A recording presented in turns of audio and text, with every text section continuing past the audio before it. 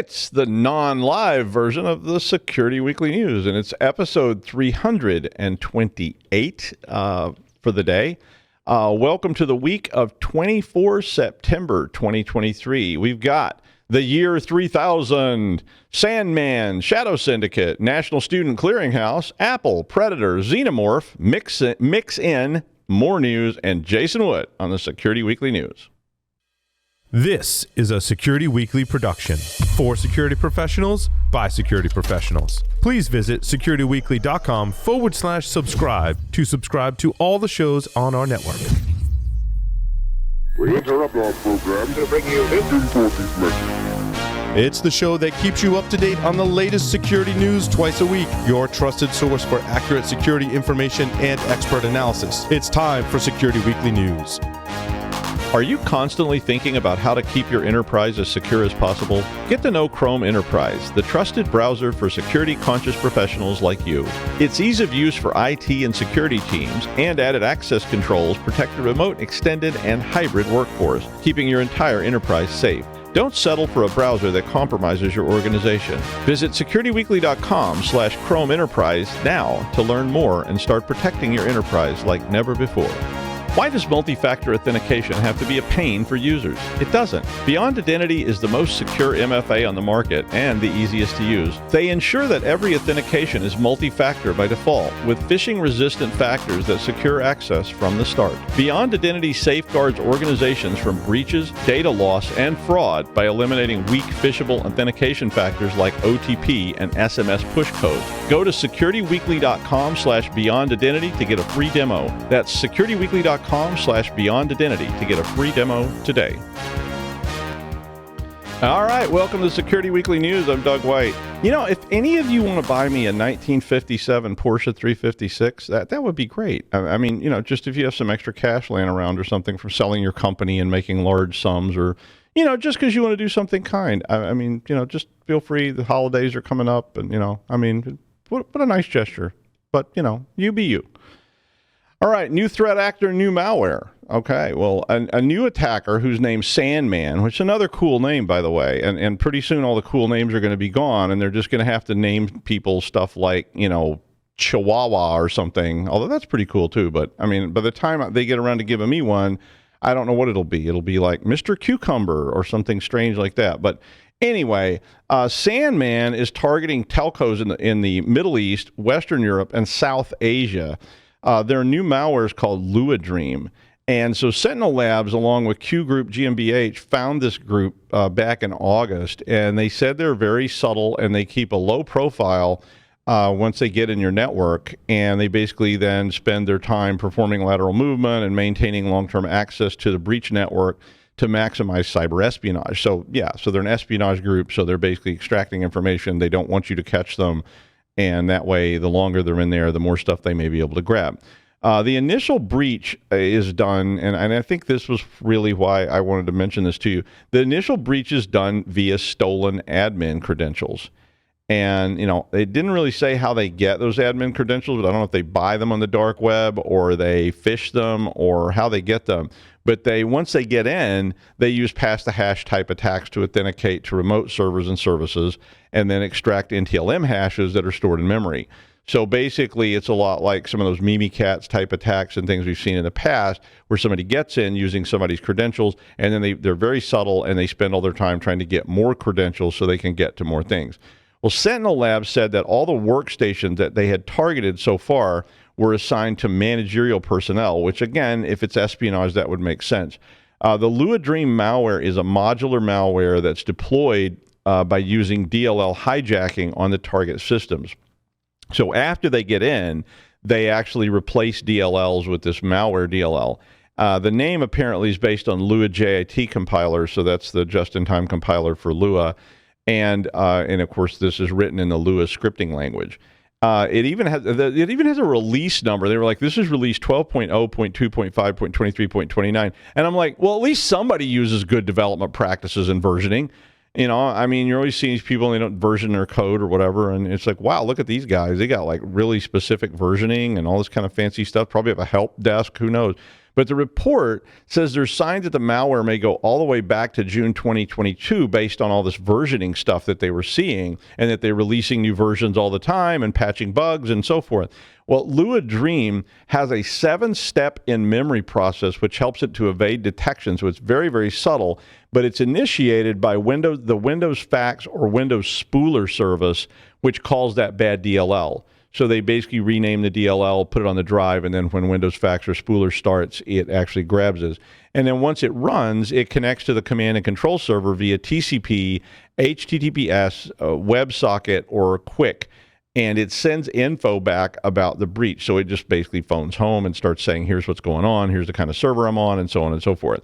The malware, once it's been put in place, can, of course, because it's modular, can deploy whatever they want to deploy. And they have apparently so many plugins. They said they didn't have space to name them all in the article, which is pretty scary. But it's not currently clear where Sandman is based or if they're affiliated with anyone or whatever. So I guess the point would be then you might want to get your credential management house in order, using multi-factor and so forth, but also monitoring, certain accounts to see if, people are logging into those accounts from strange places and so forth. There's a whole lot of detail in this article about how this works and how this attack works and how the malware works. And there's a link then to that whole Sentinel Labs report if you're interested in reading such things. ShadowSyndicate is a threat group that has likely deployed as many as 7 different ransomware families in attacks over the past year.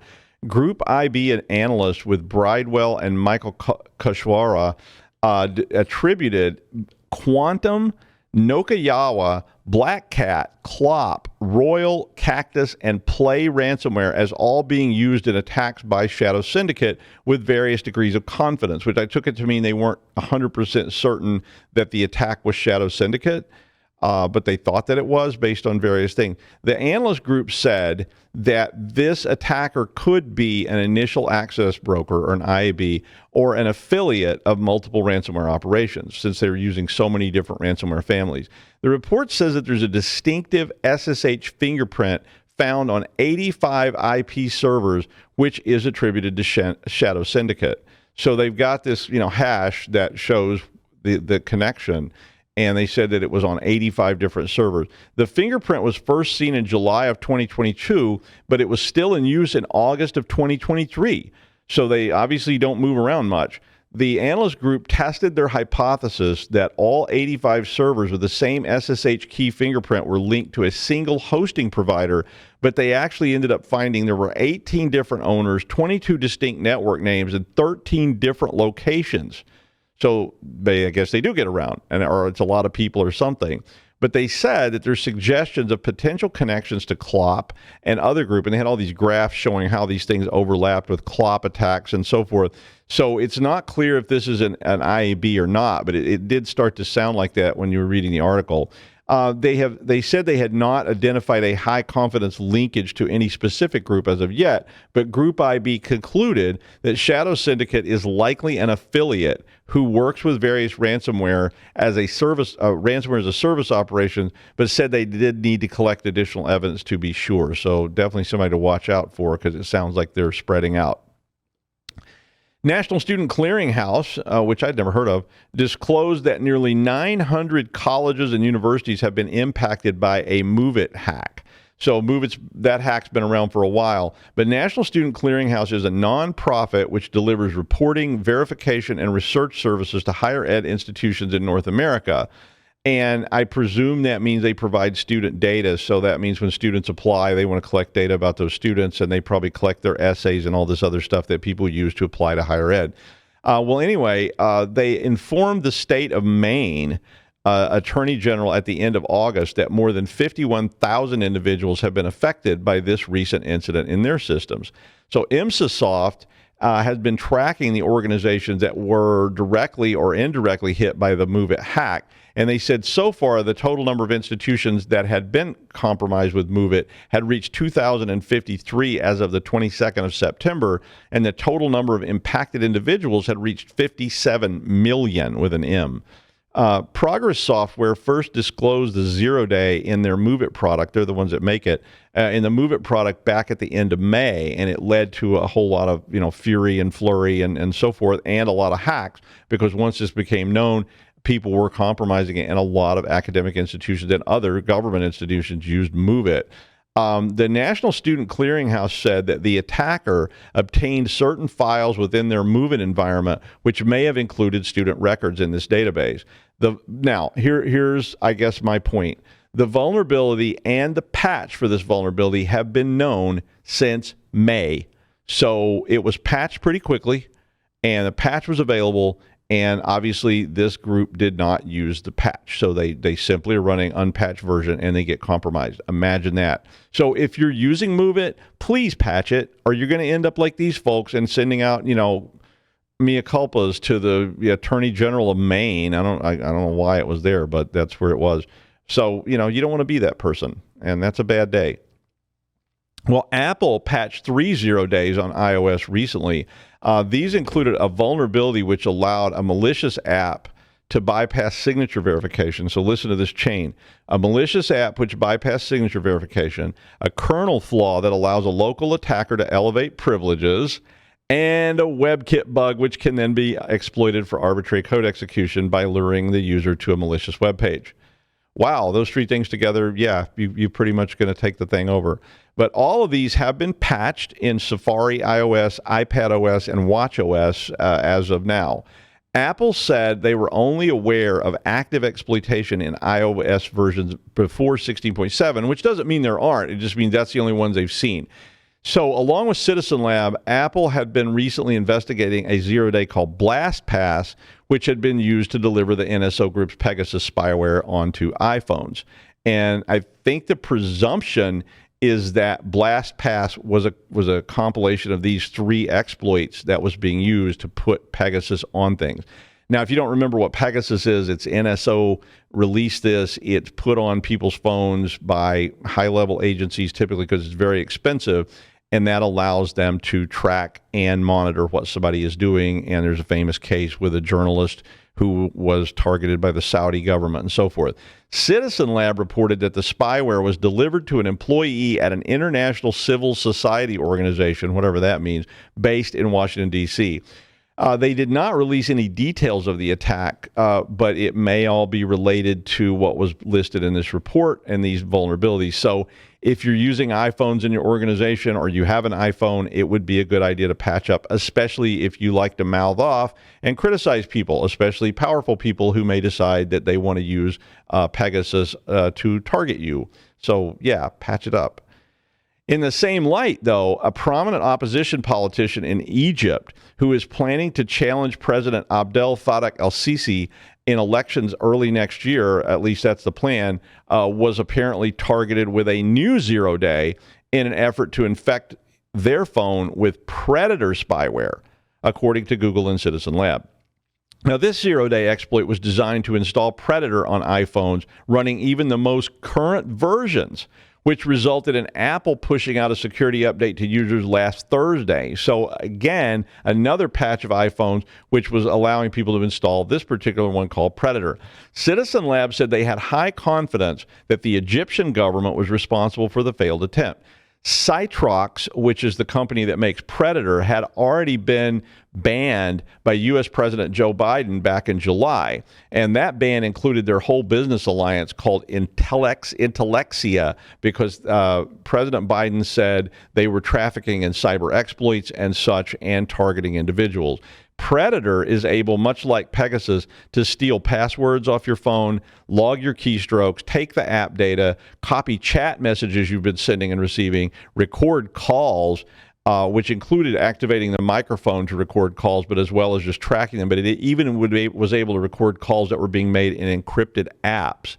It did not say if that was being done with the microphone, just listening to what you were saying, or if it was actually somehow able to grab that the encrypted stream before it got encrypted or something like that. Citrox says, just exactly like NSO Group said, that they only sell to valid government agencies, which is a very, very vague term.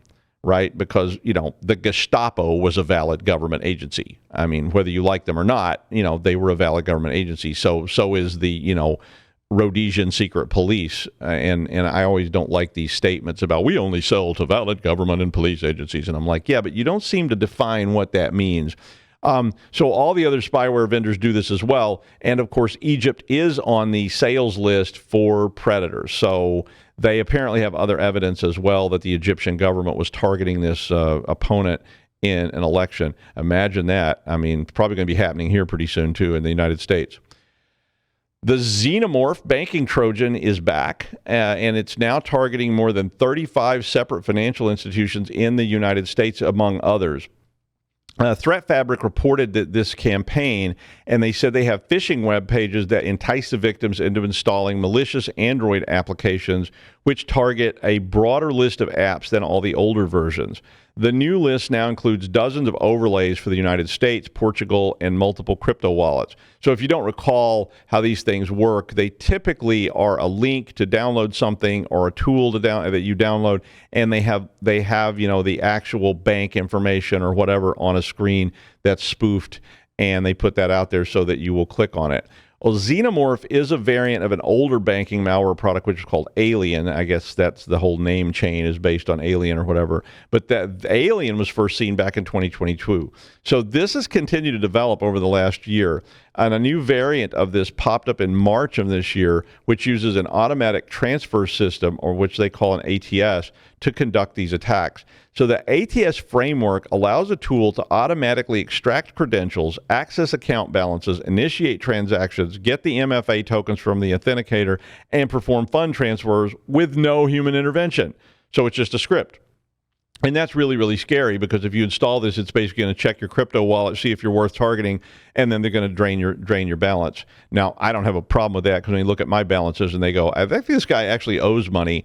But the newest version of Xenomorph have an anti-sleep feature, which prevents the device screen from turning off, so that messages can continue to pop up that it can grab in these overlay captures and so forth. It also can apparently impersonate other apps. Because it has a mimic feature, so it may actually look like you're running one thing when you're really running something else. The malware hides its icon when it's installed, so it actually puts it somewhere way out of the way so that you may not see it on your home screen launcher and so forth. While the apps have been distributed in the past using fake apps on Google Play, so that's the ones where they put up a fake application that says, download this or download that, and you think it's something completely different. The latest ones apparently are being distributed by fake Chrome browser update sites, and we've all seen those. The investigation found that the payload hosting infrastructure is being used by a large number of things, and it includes hosting Windows malware like Luma C2 and Rise Pro. So, when you're installing apps on your device, I would be very, very careful, especially if you've decided to put crypto wallets on your device at the same time. And, without a doubt, don't keep your whole balance in a hot wallet on your device, because you may well get taken by one of these things, because they're really hard to spot sometimes. And like I say, when they look at my bank balance, they probably won't waste much more time on me. But, you may be doing much better, and you're going to buy me that car, right? Yeah, exactly.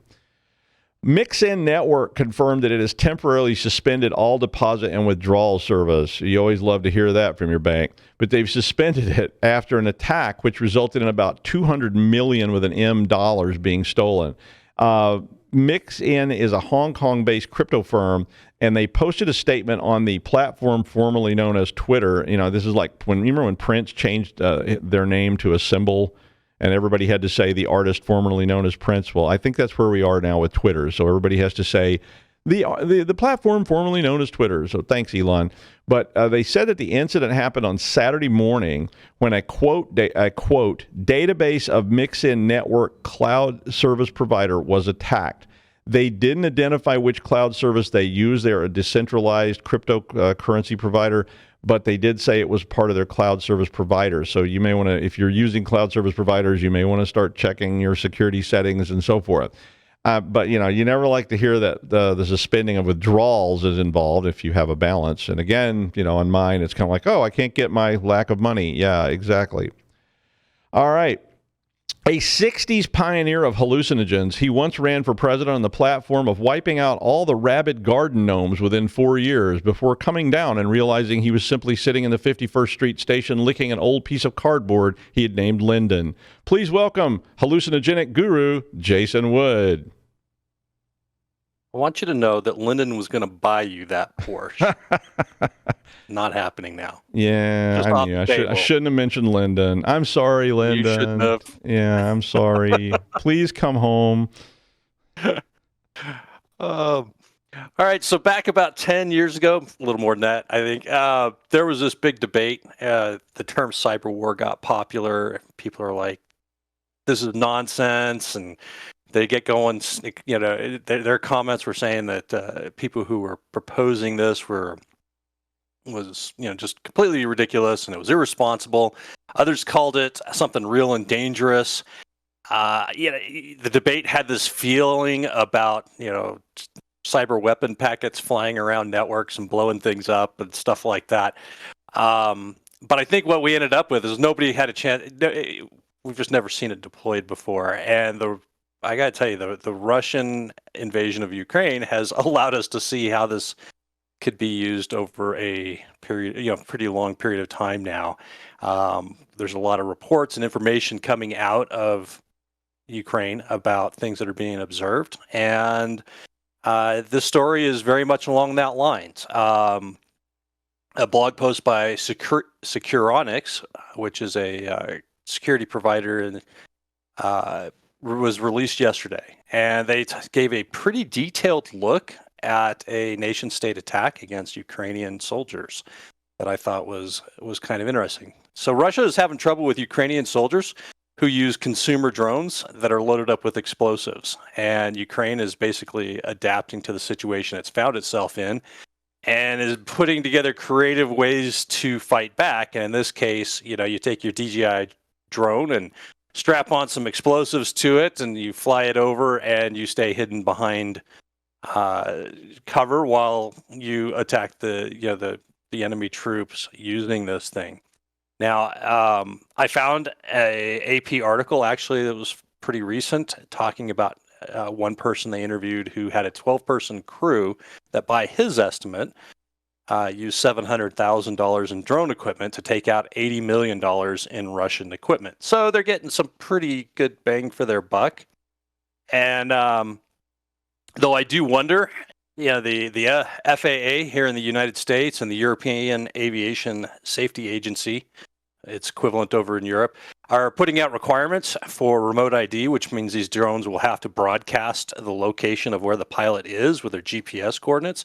So I do wonder if this will continue to be an effective tactic if that gets out there.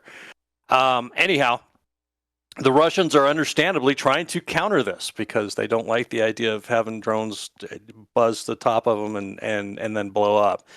So they have started this campaign to target Ukrainian drone operators with what are essentially malicious help files that are supposed to help them use the drones in their military operations. Now, these help files are Microsoft help files, which, if you're familiar with those are the .chm files that have the window pops up and it's almost like a little mini web page embedded in a Windows app. And that's basically what they are. These files are being distributed via an email campaign to the intended victims, in this case, the Ukrainian drone operators. And the name of the file, once you translate it from Ukrainian to English, is something along the lines of info on UAV training for the military.chm. So the campaign is not, in a number of ways, terribly unusual or difficult. It's pretty straightforward in how it works. They email the files to their targets, very targeted type of attack, and they hope that someone eventually opens it. We've seen how this played out in our environments. There's always somebody who's got to click the link, right, and open the file and see what's going on. Once they open the file, it executes JavaScript that's embedded into the CHM file, and that turns around and executes a PowerShell bit of PowerShell code that's been obfuscated, and that contacts a command and control server, downloads a binary payload, which then executes on the host, establishes persistence, and the payload actually there from the binary is the Merlin agent C2 framework, and once it's activated, the attackers now have access to the victim's system. Interestingly enough, the CHM files, I mean, you can just unzip those and see all of the contents inside of these things are basically a wrapper around this. So the attack was pretty easy to open up and see what was happening. Now, what are the Russians doing with this access? Well, that's not mentioned in the report. They didn't even go there. In fact, they barely talked about the distribution other than just say that it was targeted emails. If you go into a little bit of speculation, the motivation behind this is probably something along the lines of trying to get access into Ukrainian military networks to gather information or destroy data, or both. The Russians have definitely been observed doing destructive attacks where they are trying to wipe out data. I read a couple of reports actually where they talk about some of these operations against Ukrainian organizations where they're using things like group policy objects to deploy batch scripts throughout the environment. Once that executes, it basically is using sdelete to shred data, but that's something entirely different. I did briefly wonder if they were intending on using this to locate drone crews, since everything has location services, but probably not really useful in actual operations, since things need to happen fast, and this coordination between who's running the C2 network and whatnot. Probably be simpler to have a device that just looks for things being broadcast from the drones. But the blog post is fairly lengthy and goes into details of decoding the malicious files, the JavaScript payload, the PowerShell command that downloads the binary payload from the C2 environment, and then a look at the actual Merlin agent payload.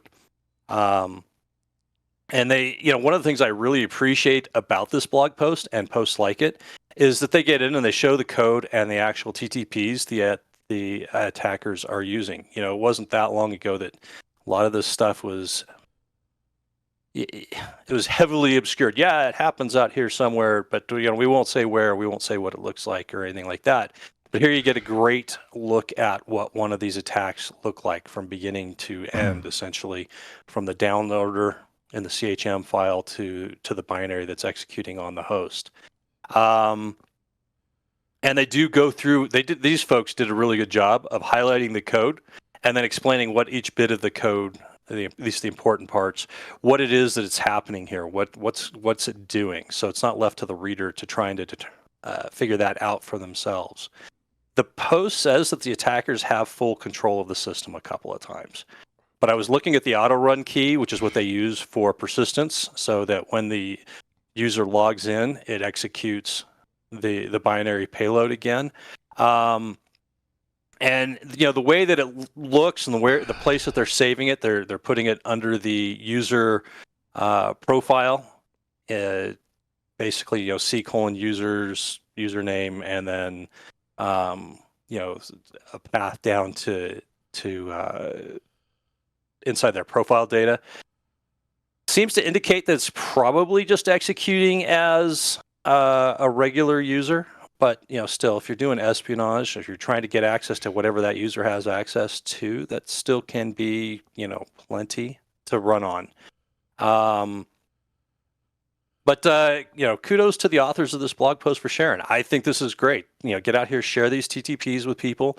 People are really curious about what this sort of stuff looks like, and it's a great opportunity for us to look at and say, hey, how would we detect this? Could we detect this? What systems would we be able to use to pick up on something like this? Because while this was something conducted by the Russian government,